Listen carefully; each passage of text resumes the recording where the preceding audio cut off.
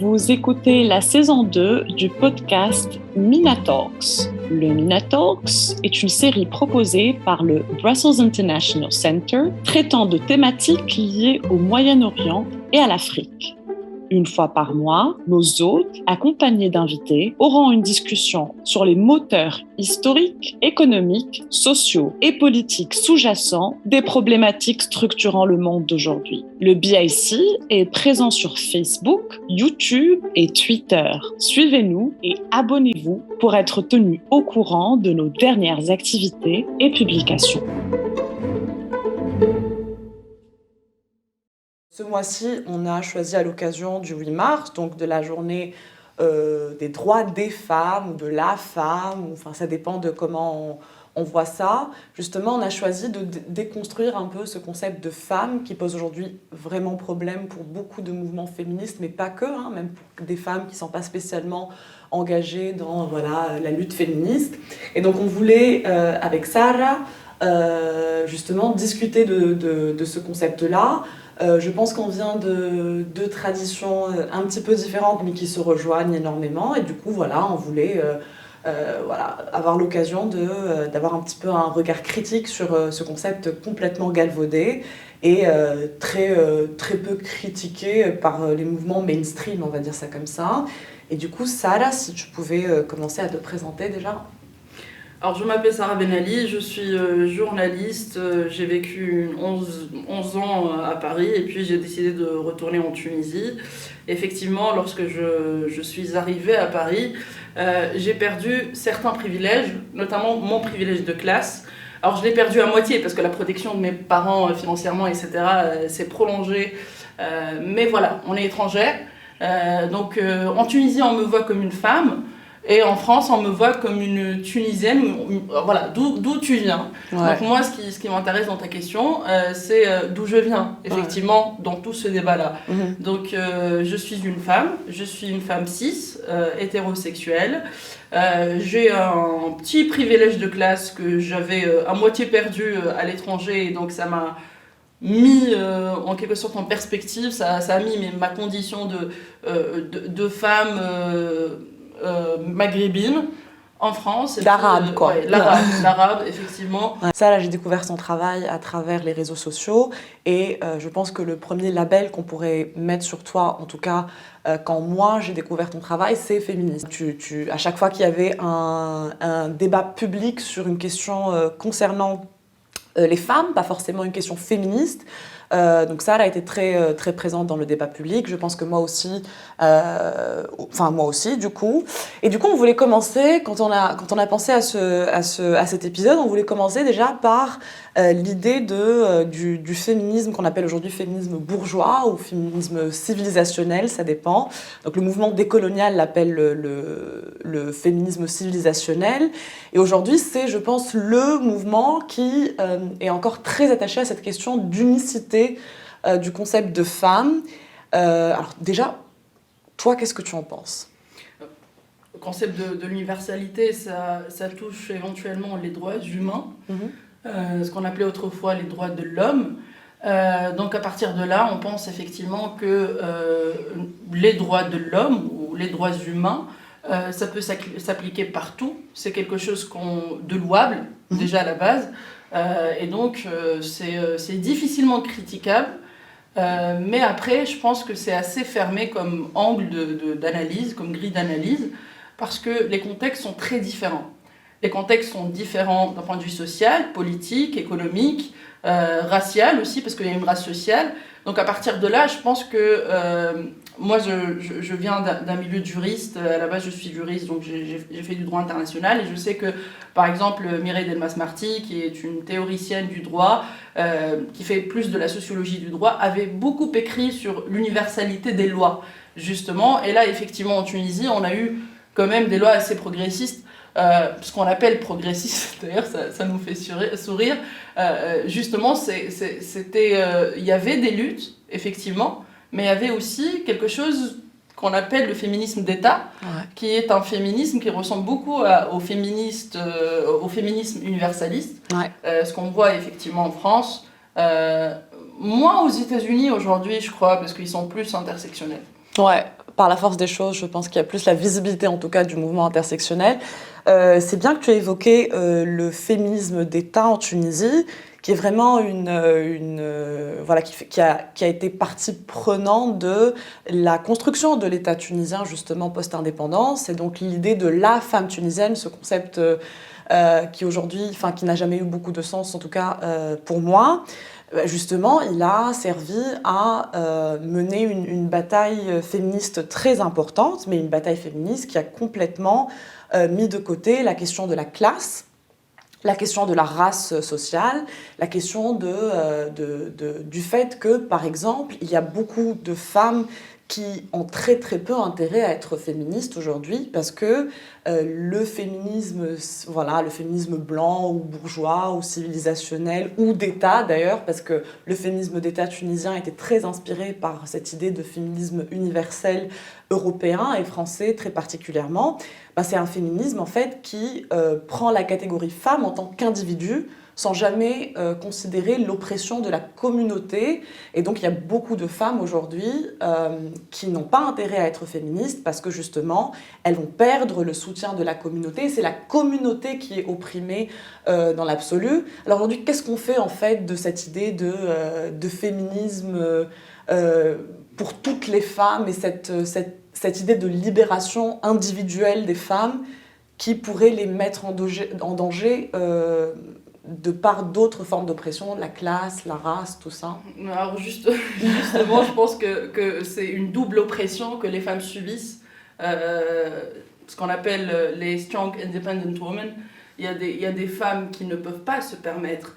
Et à titre personnel, je peux vous dire qu'il y a eu un backlash sur ma vie personnelle, sur ma vie professionnelle, que ça a un poids et que je suis privilégiée. C'est pour ça que je me permets aussi, j'ai les moyens de continuer à faire ce que j'ai envie à dire, ce que j'ai envie de dire, en limitant les dégâts, mais c'est vrai que les dégâts sont là, il ne faut pas nier les choses. Et donc moi, j'ai pas un père qui pourra me battre ou me virer de chez moi parce que j'ai tenu des propos féministes ou parce que j'ai revendiqué une liberté ou parce que je lui ai même répondu.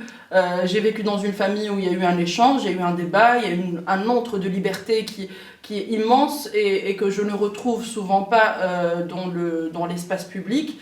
Et donc ça, c'est mon privilège personnel, dans mon cercle personnel. Après, le backlash, les femmes peuvent le recevoir sur leur corps, sur leur existence. Elles peuvent être menacées de mort, elles peuvent être battues, elles peuvent être violées. Là, pour le viol et les agressions sexuelles, on peut être toutes exposées à ça. Après, je pense qu'en termes de réaction, là, on peut faire la part des choses. Là, on peut, par exemple, moi, en tant que juriste, j'ai fait de grandes études, j'ai ma mère qui est avocate. Si jamais quelque chose m'arrive, je sais que j'ai un arsenal et un networking qui peut me permettre en fait de rebondir et de rendre la gifle quelque part. Par contre, il y a des femmes qui sont dans une situation très vulnérable, très précaire, et non seulement à cause, par exemple, de leur race sociale, non seulement à cause de leur classe sociale, non seulement à cause de l'inaccessibilité à la justice ou aux finances pour avoir des poursuites. Donc tout ça, à prendre en compte. Et puis, il y a aussi l'autre facteur, c'est-à-dire le milieu professionnel. Je veux dire, il y a beaucoup de femmes qui subissent des agressions sexuelles sur leur lieu de travail. Moi, je pense que si ça m'est arrivé et que j'avais des enfants, là, je me poserais à 36 000 fois la question, est-ce que je porte plainte ou pas? Parce qu'en fait, j'ai des charges, j'ai des responsabilités. On va revenir vers cette idée de strong independent woman et cette idée de la libération des femmes par le travail et donc par l'entrée dans le marché du travail, qui pour moi est un concept qui est une réussite du néolibéralisme absolument extraordinaire. En fait, ce qu'on remarque aujourd'hui, et ça c'est une critique du mouvement décolonial, c'est que la libération des femmes des classes privilégiées, c'est-à-dire leur accès au marché du travail, au salariat et donc au pouvoir économique, se fait sur le dos d'autres femmes qui en fait se chargent donc du travail du care, du travail du soin, c'est-à-dire que quand la femme donc sort travailler, tout le travail du soin de la maison, des enfants et parfois même des maris, parce qu'il y a énormément d'harcèlement sexuel, énormément d'agressions sexuelles.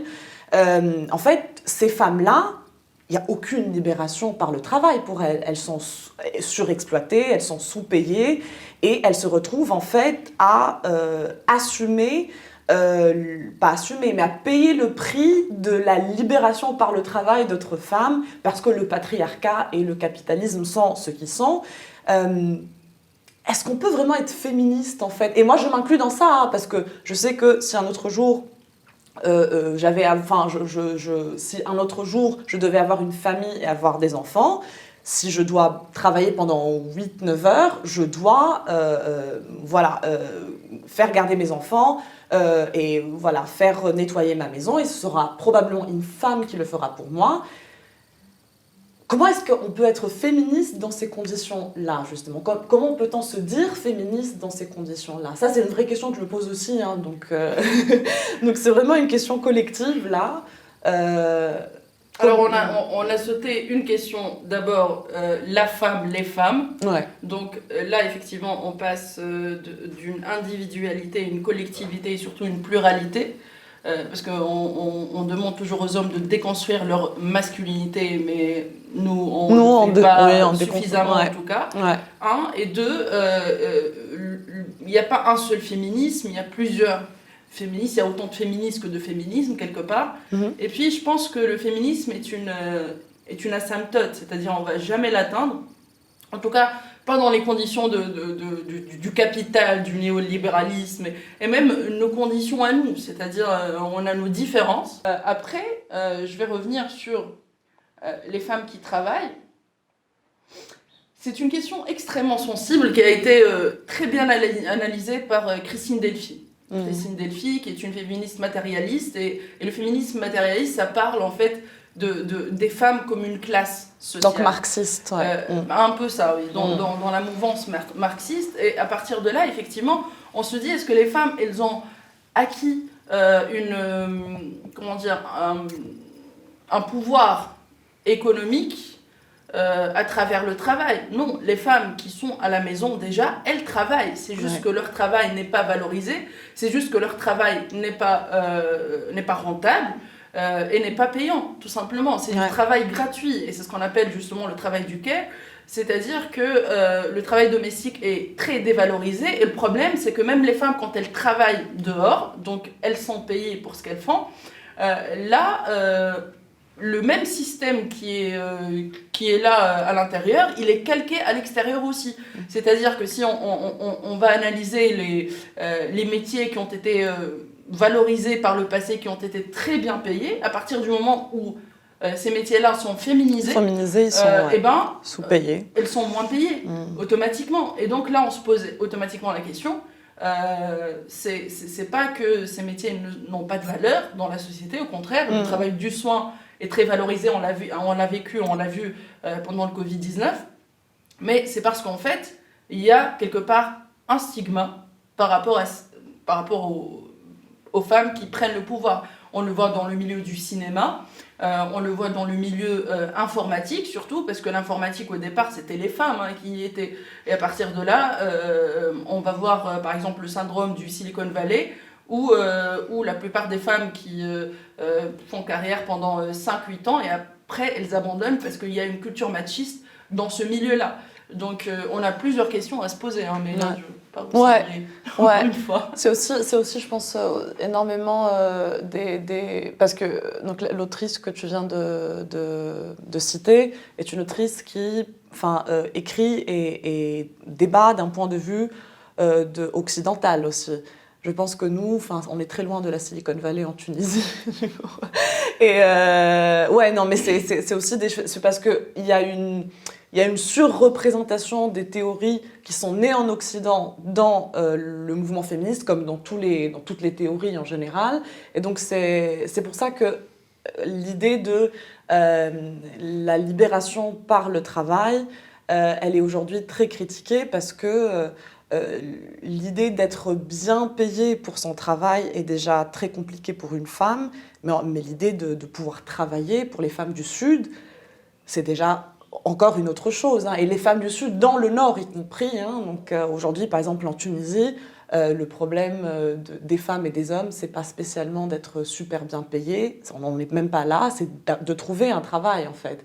Et donc, la libération par le travail, ça passe aussi par un contexte social. Ouais. C'est-à-dire que si tu limites mon espace de déplacement, que ce soit le transport en commun, que ce soit le transport ou l'accès à l'espace public et la sécurité dans l'espace public, là tu limites aussi mon accession au travail. Donc si aussi tu m'éduques à ce que en fait l'économie c'est pas mon truc et je suis complètement incompétente, comment est-ce que je vais négocier un salaire un de ces jours? Comment est-ce que je vais devoir demander, enfin moi quand je reste avec les garçons, franchement ils parlent beaucoup argent.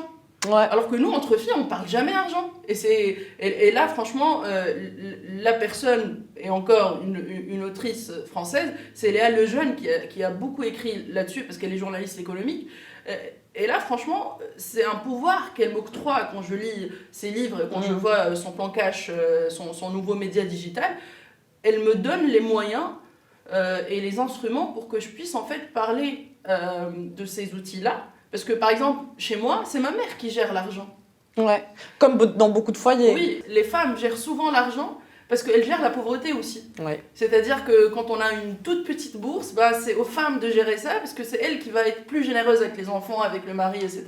Elle va faire des concessions, elle va donner et elle va, quand elle donne d'elle-même, c'est qu'elle va prendre d'elle-même aussi.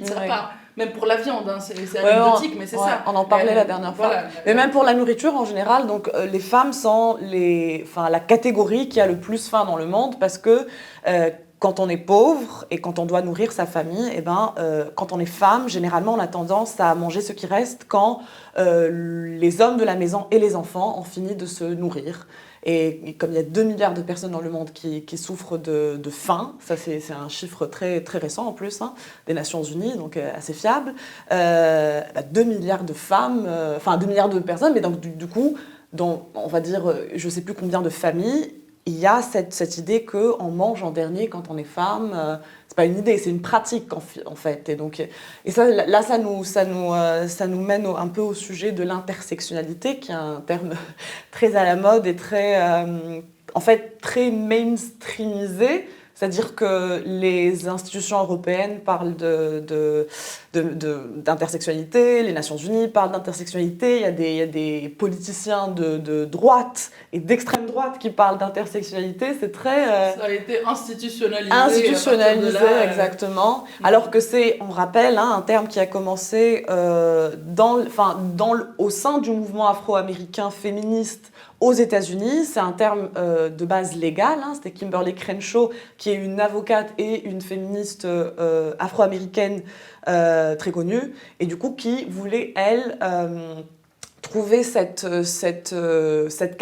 une théorie ou une approche spécifique pour les femmes noires qui ne sont donc ni des femmes blanches, ni des hommes noirs, dans leur expérience. Et c'est pas une addition, c'est pas elles sont noires et elles sont femmes, c'est tout. C'est que ce qu'elle dit, elle, c'est que dans ce carrefour justement des oppressions, une nouvelle forme d'oppression se crée, et cette nouvelle forme d'oppression ne peut pas être catégorisée ni dans son expérience de femme, ni dans son expérience de personne noire.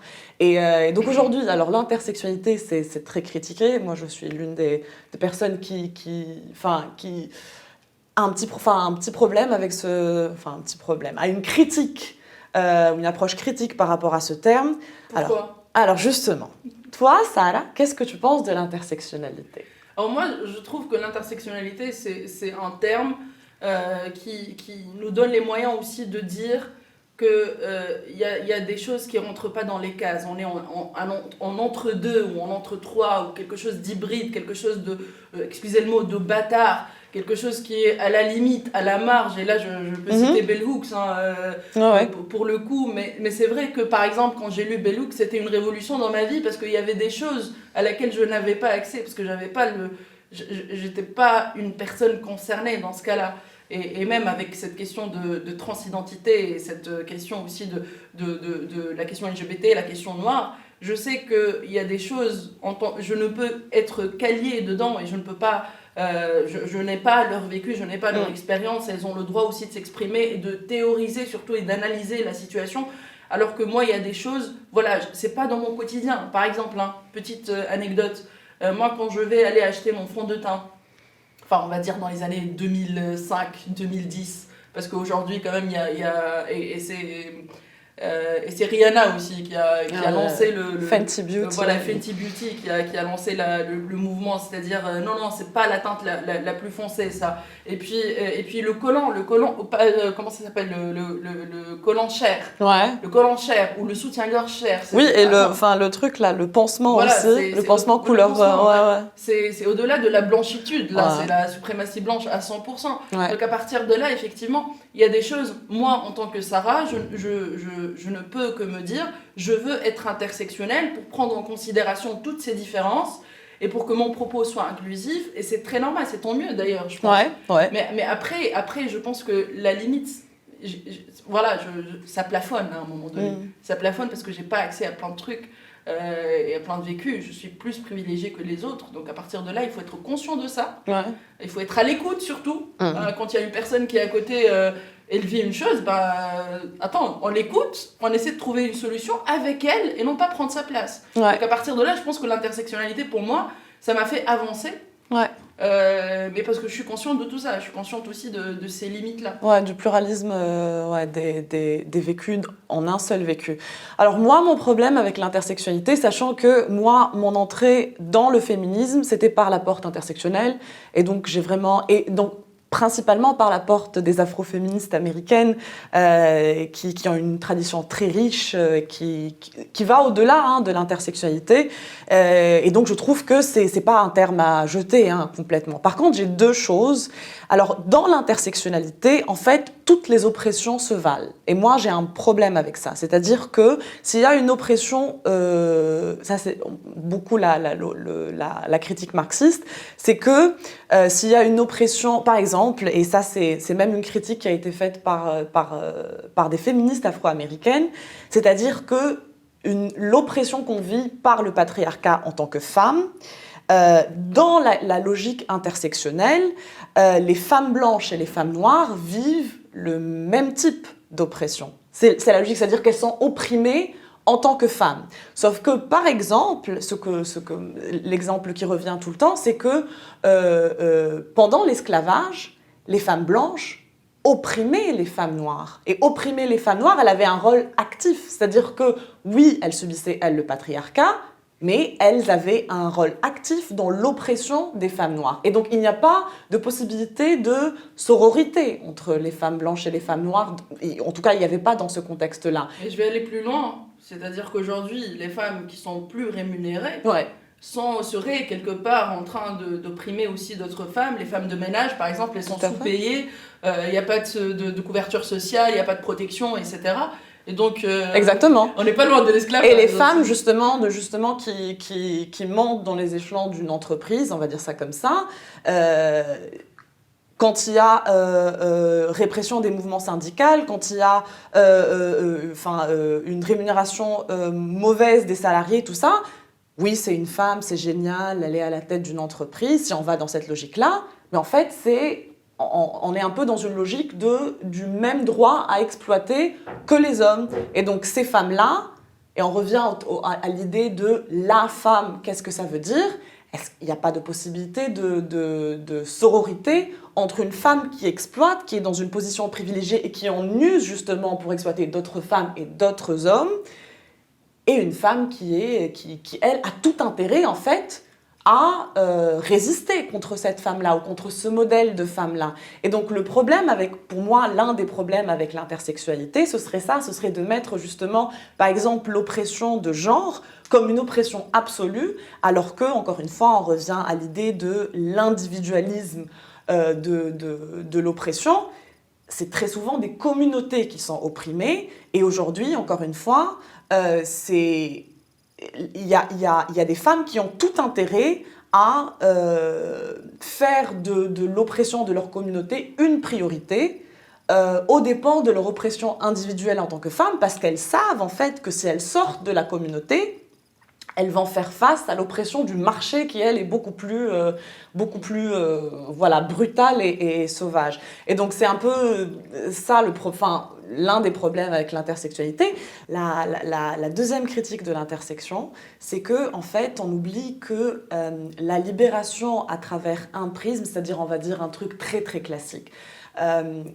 Les personnes qui sont très engagées dans le mouvement LGBT, QI+, on oublie par exemple que si on n'est pas intersectionnel sur ce point-là, eh ben, c'est utilisé contre certaines communautés, on revient à l'idée de communauté, par justement certaines institutions étatiques pour justement dire alors vous n'êtes pas intersectionnel et donc vous êtes par exemple homophobe ou alors vous êtes pas assez libéré parce que vous êtes croyant. Tu vois ce genre de truc. Et donc par exemple le fémo-nationalisme qui justement joue sur ça, ou l'islamophobie qui joue sur ça.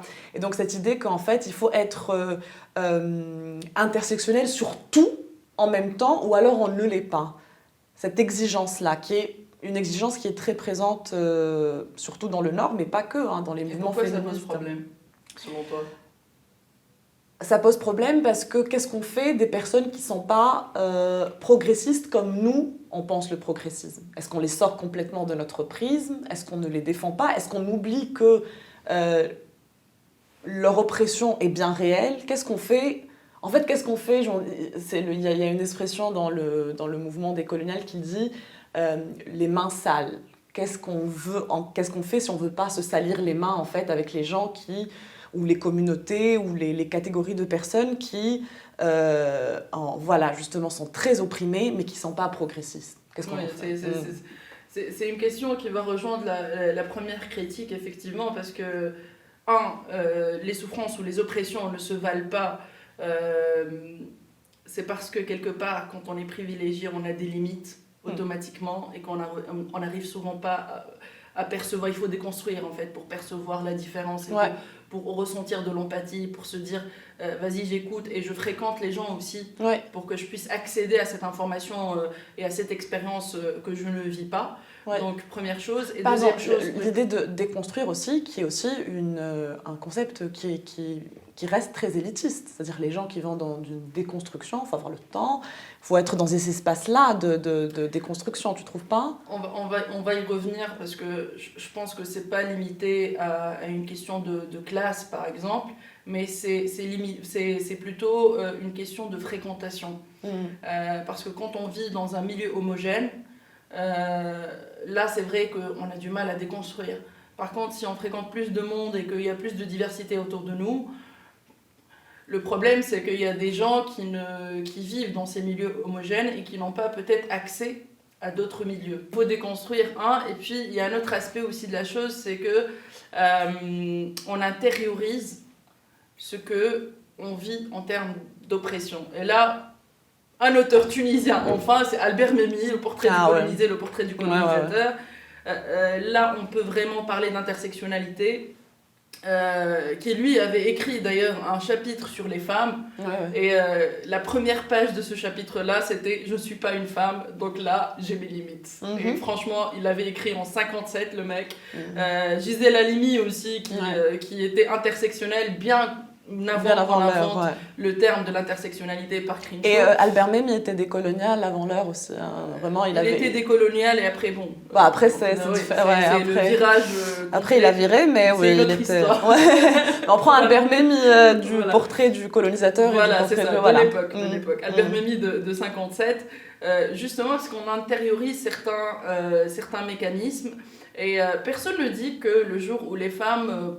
pourront vivre dans un milieu paritaire où les femmes auront le pouvoir ou les pouvoirs nécessaires pour qu'elles s'imposent et pour qu'elles se fassent une place et pour qu'elles soient respectées dans l'espace public et pour qu'elles se sentent en sécurité. Personne ne dit qu'elles ne vont pas abuser de leur pouvoir. Pourquoi ? Parce qu'on a un standard qui est le standard viriliste masculin du male alpha, du mâle alpha. Et donc à partir de là, on se dit, on veut arriver là pour que personne ne puisse contester notre autorité ou pour qu'ils puissent nous mettre en danger. C'est-à-dire etc. que la libération reste dans un modèle masculiniste. Donc en fait, justement, ce modèle masculiniste doit être déconstruit et ce modèle féminin soumis, tendre, doux, etc. doit être déconstruit pour qu'on arrive en fait à créer un nouveau modèle qui n'est pas encore visible aujourd'hui.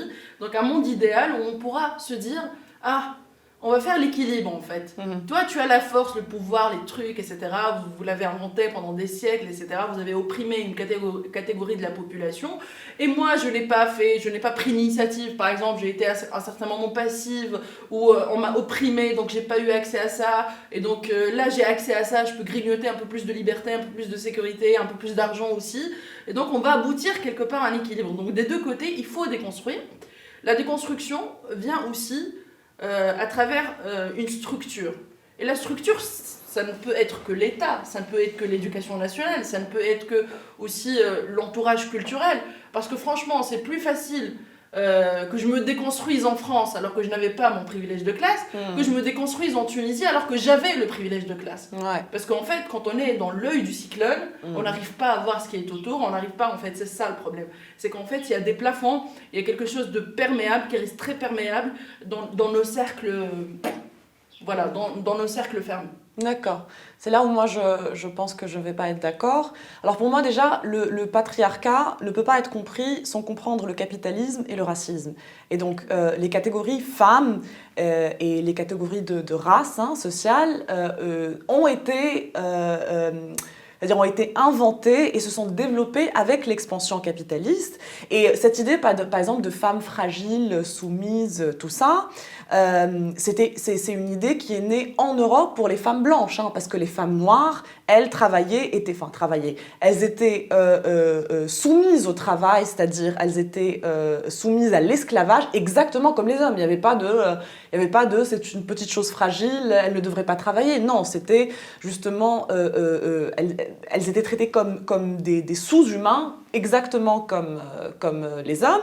Et en Orient, donc, c'est-à-dire dans les pays du Sud qui ont été colonisés par la suite, on a peint les femmes orientales, d'ailleurs c'est des choses qui survivent jusqu'à aujourd'hui, comme des femmes à la sexualité débridée, comme des êtres sensuels qui justement, de par leur sensualité et leur sexualité débridée, empêchaient leur société de se développer et d'avoir une économie forte et tout ça. Et d'ailleurs, par exemple, cette idée d'une masculinité forte et hégémonique, elle n'était pas du tout appliquée aux hommes colonisés. Les hommes colonisés étaient perçus comme très féminisés et donc pas assez virils, pas tout ça. Et ce qui est très drôle, c'est qu'aujourd'hui, on a vraiment un changement de paradigme où c'est les hommes arabes et les hommes noirs qui sont perçus comme ultra virils, alors que l'idée de la virilité extrême, c'était l'idée du colonisateur fort, blanc, tout ça, qui venait justement soumettre et les hommes et les femmes de contrées sauvages et barbares, justement,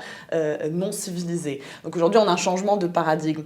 Et donc, pour moi, on ne peut pas déconstruire le patriarcat si on ne déconstruit pas le capitalisme et si on ne déconstruit pas le racisme. C'est trois systèmes d'oppression qui marchent ensemble.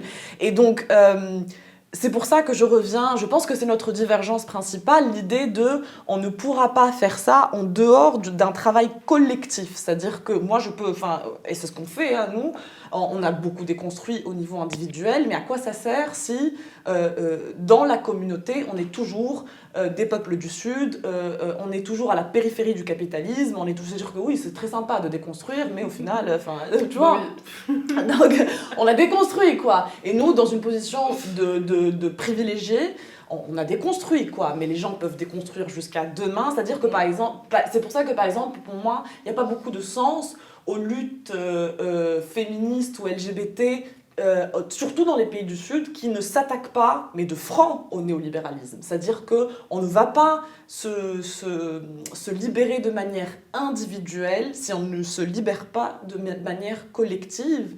Et c'est pour ça que pour moi, justement, il faut attaquer de tous les fronts, quoi. Et d'où, par exemple, ma définition idéale de l'intersectionnalité, ce serait ça, ce serait l'intersectionnalité des systèmes d'oppression qu'on doit combattre, pas simplement des modes dans lesquels, qui nous oppriment, nous, en tant que personne. Pour moi, l'intersectionnalité, c'est exactement ça. Moi, je pense qu'elle ne pense, c'est-à-dire que je pense qu'elle ne pense pas en système. C'est ça mon problème. Elle pense en individu, mais elle ne pense pas en système. D'où, par exemple, même aujourd'hui, on le voit dans l'évolution des mouvements féministes en Tunisie, il y a énormément de luttes anti-impérialistes et de luttes tout ça. Mais quand je pense à quel point, dans les années 60, justement, l'idée de la lutte anti-impérialiste était omniprésente et qu'aujourd'hui, il y a des gens qui te disent non, on peut négocier avec le système, on peut négocier avec l'État. L'État qui n'est pas par essence, je pense, une institution qui opprime, hein, mais l'État, les États-nations dans lesquels on évolue maintenant sont des États qui sont très intégrés dans l'économie du marché, qui, pour moi, on peut se libérer jusqu'à demain, mais on ne se libérera jamais de l'exploitation économique qui, elle, est une exploitation basée sur le genre et la race. Justement, qu'est-ce qu'on peut faire ? En fait, on veut que l'intersectionnalité soit un cadre systémique, quelque part, c'est ça ? On veut que ça soit perçu comme un système et qu'on pose un cadre. Mais ce système-là, justement, quand il est approprié par les institutions, il peut perdre de sa substance. Ah oui, carrément. Donc il y a un risque quand même. Ouais. Parce que là, l'intersectionnalité, tu peux disserter dessus et tu peux l'être sans pour autant l'être, et personne ne va te reprocher quoi que ce soit. Mais du moment où c'est l'État, c'est les politiques, etc., là, on aura vraiment un risque. Et je pense que l'intersectionnalité ne devrait pas être dans l'absolu la même théorie, enfin la même approche pour tout le monde. C'est-à-dire qu'il faut qu'il y ait une approche dialectique. Si aujourd'hui l'oppression la plus importante, c'est ça qu'on doit prioriser dans cette lutte-là, à cet instant T, c'est l'oppression de classe, eh bien on doit mettre en priorité l'oppression de classe. Et on doit, pour moi, et je sais que ça va choquer beaucoup de monde, mais un peu mettre en veille d'autres formes de lutte pour justement se concentrer sur un ennemi commun.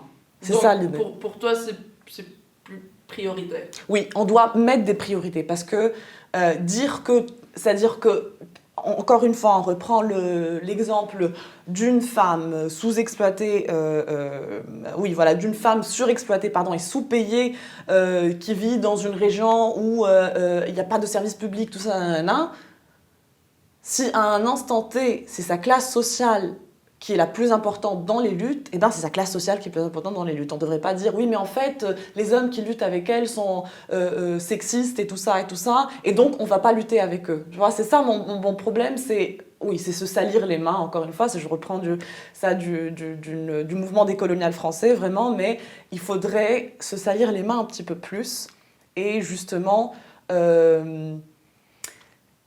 mettre une stratégie claire de ce qu'on veut faire, et les luttes qui sont nos priorités aujourd'hui. Sinon, on est en train de dépolitiser, je pense, pas mal les luttes. Mais après, je sais que c'est...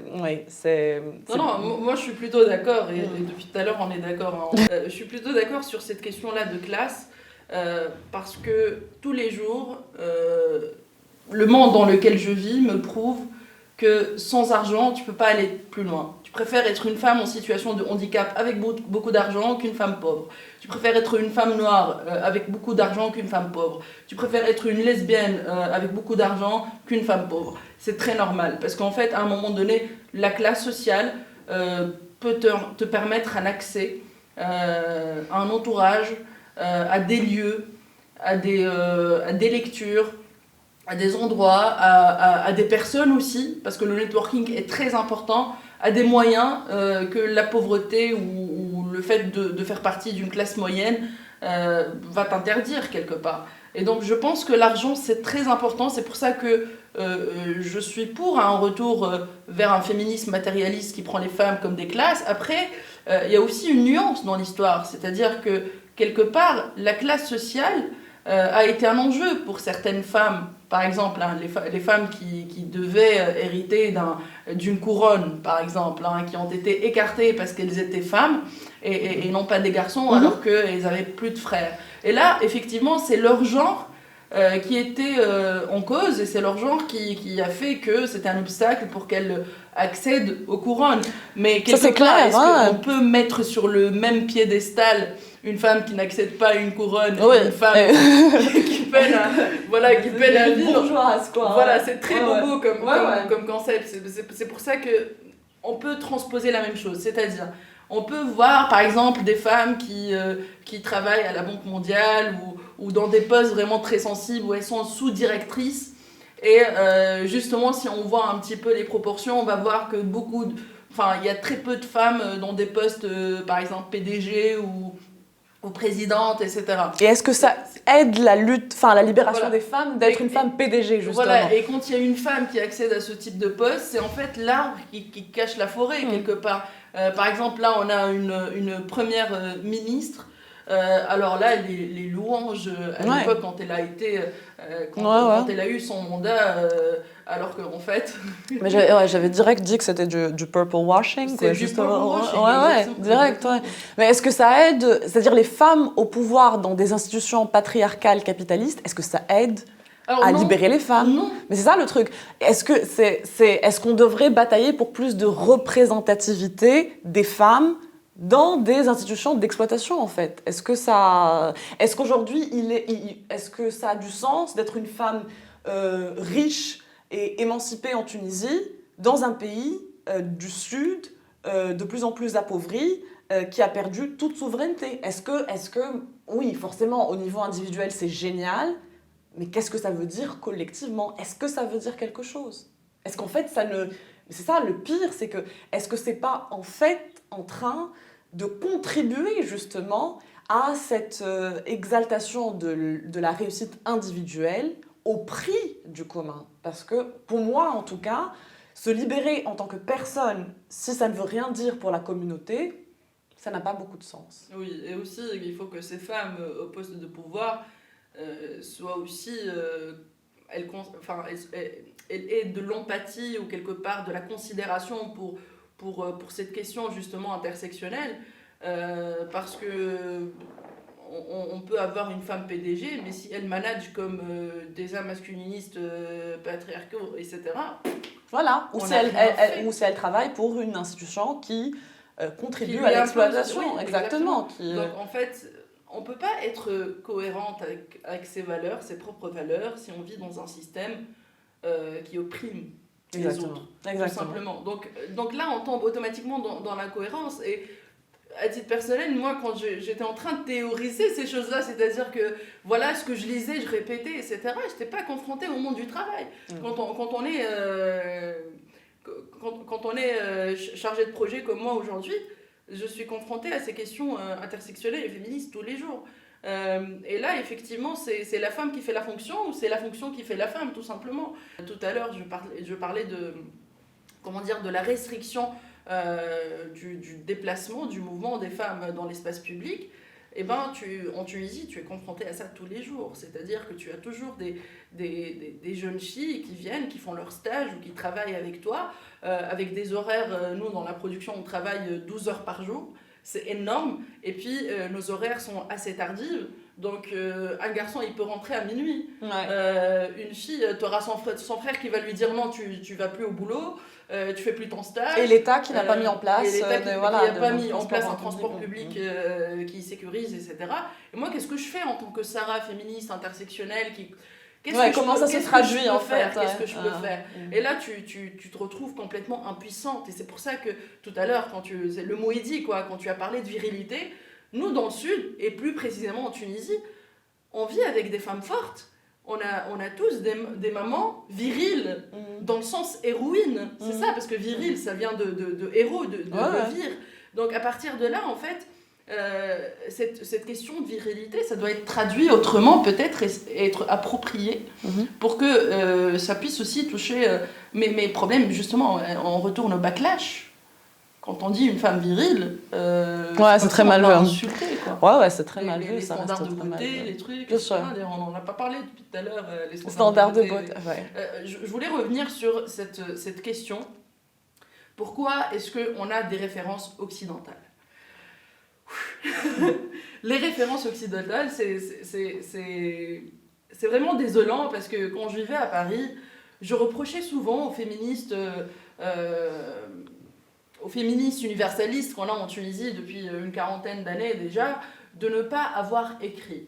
C'est-à-dire que si je voulais écrire un essai sur n'importe quel sujet français, féministe aujourd'hui, j'aurais pu l'écrire en France très rapidement. En Tunisie, je suis complètement... j'ai les bras liés parce que très peu de personnes ont laissé de traces écrites. Et puis surtout, on n'a pas de data. Ou de data spécifique et assez conséquente au niveau des institutions, au niveau de l'État et au niveau de la société civile. Donc je dois faire tout ce travail et je suis incompétente pour faire des statistiques et des rapports quantitatifs, etc. Parce que c'est important d'avoir des chiffres pour avoir un pronostic et pour avoir un diagnostic et puis trouver des solutions. Et puis aussi, c'est une question de privilège qui revient souvent. C'est-à-dire que pour écrire un livre, il faut en lire, il faut en lire beaucoup. Il faut trouver déjà donc, la trace écrite, la documentation. Il faut avoir accès au librairies. Et il faut pouvoir... si on veut écrire en français, il faut avoir déjà pouvoir lire en français. Si on veut le faire en anglais, il y a beaucoup de littérature en anglais qui n'est pas traduite. Et donc, il faut déjà pouvoir parler anglais. Il y a le problème de l'arabe aussi. Les gens qui écrivent, moi j'en suis une. Moi, j'écris, je travaille en anglais et en français. Je lis très peu de sources en arabe. J'ai très peu accès et j'ai beaucoup de mal à les citer en fait. Donc par exemple moi je le dis, je suis très limitée dans les sources arabes et je pourrais même pas te faire un état des lieux de ce qui a été écrit, de ce qui n'a pas été écrit. Donc, ouais. Alors oui, en termes de documentation, en termes de recherche, en termes d'accessibilité par rapport à l'accès à l'information de l'État. Et puis, si moi j'ai tout ça en tant que Sarah, je pourrais écrire des ouvrages. Ouais. Mais si je n'étais pas Sarah avec le temps que je dispose, ma culture, je suis polyglotte, donc je peux lire en français, en arabe et en anglais, et ça va, quoi, j'y arrive. Ouais. Mais il faut avoir le temps et la quiétude d'esprit. Ouais. Et les abonnements par exemple, universitaires les militantes n'ont pas. Ouais. Les militantes, elles étaient là sur le terrain, elles sont toujours là sur le terrain, mais est-ce qu'elles ont le privilège de se retirer comme moi pendant une semaine pour écrire ? Il y a aussi cette idée de séparation entre un militant et un intellectuel, une militante et une intellectuelle. Donc on a l'impression alors que c'est complètement... Pour moi, c'est pareil. Moi, j'ai rencontré des femmes de ménage, j'ai rencontré des femmes artisanes au beau milieu du sud tunisien. Qu'est-ce que ça me fascine en fait. Alors elles justement, ont une intelligence que je n'ai pas, quoi. Et ces femmes-là, s'il n'y a pas une autre femme ou une institution qui vient écrire pour elles, donc déjà traduire pour elles, traduire ce qu'elles pensent, elles ont quasi aucune chance d'écrire par elles-mêmes, donc de documenter par elles-mêmes. Donc alors, il faut se déplacer sur le terrain, les enregistrer, leur poser des questions. Voilà. Et aussi, il y a aussi cette question culturelle de retenue. On est comme des Siciliens en Tunisie. On a cette omerta quelque part. On n'est pas des as de communication en Tunisie. Et moi, je l'ai remarqué dès que je suis arrivée en France. À un moment donné, je voyais que mes camarades de classe arrivaient à articuler des phrases et à réfléchir, etc. Et moi, j'étais complètement dépossédée du vocabulaire déjà. Donc en Tunisie, je rencontre aussi ces problèmes-là. Moi j'aurais une critique un peu plus systémique parce que j'ai pas mal étudié la question. Donc moi, je suis sortie assez tard, c'est-à-dire que j'ai fait quasi toutes mes études en arabe. Et ce que j'ai compris, la conclusion à laquelle je suis arrivée, c'est que, donc moi je lis dans les 3 langues, je ne produis pas spécialement dans les 3 langues, mais je lis dans les 3 langues, beaucoup moins en arabe comme je l'ai dit, et ça c'est par réflexe, parce qu'on a l'impression que quand on est bon en français, on est bon en anglais, on néglige un peu les sources arabes, et elles sont beaucoup plus difficiles d'accès, parce que dans les abonnements universitaires, des universités du Nord. Donc moi, je suis dans une université du Nord, il n'y a pas d'accès aux sources arabes. Même pour la distribution des livres en Europe, en arabe. Il n'y a que les livres islamistes, etc. Exactement. Alors qu'en fait, il faut investir le terrain religieux en termes de documentation, de livres, de production, etc. Et deux, il faut effectivement traduire les ouvrages en arabe dans les langues européennes. Parce qu'en fait, nous, on a accès à la culture occidentale, mais les Occidentaux n'ont pas accès à notre culture. Non, du tout. Donc l'inverse n'est pas fait, alors que quelque part, on a beaucoup de poésie, on a beaucoup de connaissances, on a un savoir, on a un savoir-faire. Bref, c'est des expériences mondiales qui peuvent devenir universelles. Mais quand on parle de ça, on parle de les divas arabes, les chanteuses arabes, le cinéma arabe, tout ce que tu veux, mais pas le cinéma du monde, pas la poésie du monde, jamais, jamais la peinture du monde, non en fait, ça restait très enclavé. Oui, bien sûr, parce que l'universalisme le particularisme occidental est perçu comme un universalisme. Et donc, pour revenir à ma critique, moi je pense qu'on utilise des concepts occidentaux parce qu'on ne peut pas y échapper. C'est-à-dire que même quand on essaie de contrer ou de faire un travail décolonial ou post-colonial, et tous les auteurs, de Fanon à Saïd, à Albert Memmi, tu en as parlé, qui ont essayé de faire ce travail-là, mais en fait ce travail-là, c'est une réponse à des concepts qui sont déjà là. C'est-à-dire que tous les concepts avec lesquels on pense le monde aujourd'hui, je ne parle pas du féminisme simplement ou du racisme ou tout ça, sont des concepts qui sont principalement nés en Occident, parfois nés en Occident de populations du Sud, de populations immigrées, très très souvent, mais ce sont des concepts qui sont nés par l'Occident, pour l'Occident. Et aujourd'hui, il est très très très compliqué de sortir de ce cadre-là. Et donc je reviens encore une fois à Memmi, donc du portrait du colonisé, c'est ce qu'il disait en gros, c'est-à-dire qu'on se pense soi-même à travers l'œil du colonisateur ou du post-colonisateur dans ce cas-ci. Il y a un vrai problème pour justement toute la nouvelle génération qui essaie justement de sortir de ce carcan, de trouver de nouveaux concepts. Mais rien que des trucs très, très simples, c'est-à-dire la démocratie, le clivage gauche-droite, le patriarcat. C'est-à-dire qu'on pense l'histoire du patriarcat dans le contexte occidental, principalement. On pense le clivage gauche-droite dans le concept occidental, même l'État-nation, la démocratie, je l'ai dit, même des trucs comme la liberté, le concept de liberté est très occidental. Moi, j'avais lu ça fait partie de mes recherches, mais quand par exemple on fait des recherches sur la traite transsaharienne ou l'esclavage en dehors de la traite transatlantique, on se rend compte qu'en Afrique, en fait, le concept de liberté, à l'époque, c'était pas pouvoir faire ce qu'on voulait. C'est, par exemple, appartenir à une communauté, être reconnu comme membre intégral d'une communauté. C'est très loin de ce qu'on pense la liberté aujourd'hui. On est bien d'accord, la liberté, c'est la liberté individuelle, tout ça. Donc voilà, je pense qu'on pourrait finir par ça et dire que on utilise des concepts occidentaux qu'on essaie de critiquer parce que justement, on est un peu coincé de par notre formation et de par l'hégémonie culturelle dans laquelle on se trouve. On est dans un monde où, je pense, on n'a jamais été dans un monde, à une époque où il y a une hégémonie culturelle, politique, économique telle qu'aujourd'hui. Voilà. Je pense que peut-être que tu pourrais finir sur une note un petit peu plus optimiste parce que c'est pas très optimiste. Alors pour conclure sur une note un peu plus positive, je pense qu'il faudrait axer tout ce qui est soutien logistique, soutien financier, etc., sur l'accès à l'information, sur la documentation, sur la culture en fait.